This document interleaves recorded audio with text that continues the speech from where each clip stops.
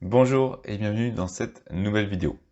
Dans cette dernière, je vous présente comment créer un bac à sable, autrement dit comment utiliser la fonction Sandbox qui se trouve dans Windows 10. Donc cette fonction elle permet de créer un Windows virtuel dans Windows. Autrement dit, si on a quelque chose à tester et on a un doute dessus, eh bien on va le tester dans ce Windows. Et si jamais effectivement par exemple il y avait un virus, eh bien cela n'affectera pas le système principal. C'est un peu le même principe que de créer une machine virtuelle, pour ceux qui connaissent.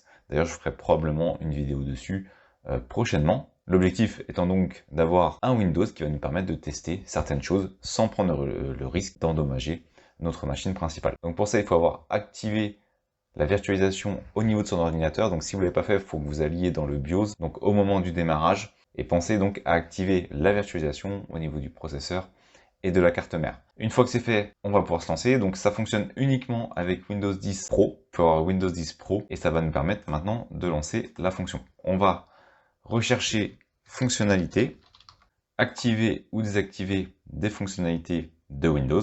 Alors, si jamais vous n'avez pas la barre en bas, ici pour la recherche, vous faites un clic droit, rechercher et afficher la zone de recherche.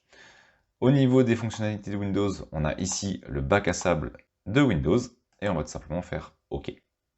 L'outil va rechercher les fichiers ajoutés au niveau de ma machine. J'ai juste à patienter. Une fois que c'est fait, je redémarre mon ordinateur.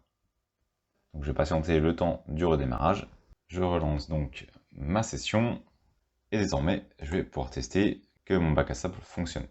Et dans l'espace de recherche, maintenant, je vais juste indiquer Sandbox. J'ai ici Windows Sandbox. Et je vais lancer ma machine virtuelle. Je confirme. Et ça va donc lancer mon Windows virtuel dans lequel je vais pouvoir tester des nouvelles choses sans risque pour mon système d'exploitation principal. Voilà, donc là j'ai mon Windows version bac à sable, donc version virtuelle qui est désormais disponible. Je peux déplacer d'ailleurs la fenêtre. Et dans ce dernier, eh bien, je peux lancer des recherches, je peux ajouter des programmes. Je vais donc pouvoir tester certains programmes. Et à chaque fermeture du bac à sable Windows, eh bien, cette dernière va être réinitialisée à chaque lancement. Donc, il n'y aura pas de modification qui sera conservée. C'est vraiment un outil qui permet de tester sans risque pour son système principal. Et les fonctions sont les mêmes que sur son Windows.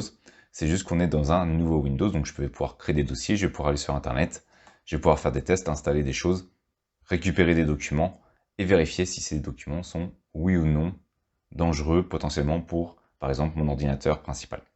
Merci d'avoir suivi cette vidéo jusqu'à la fin. Si cette dernière vous a été utile, vous pouvez la partager ou simplement ajouter un pouce bleu. Cela participe à faire découvrir cette vidéo. Vous pouvez également vous abonner à la chaîne et activer les notifications. Je publie régulièrement du contenu.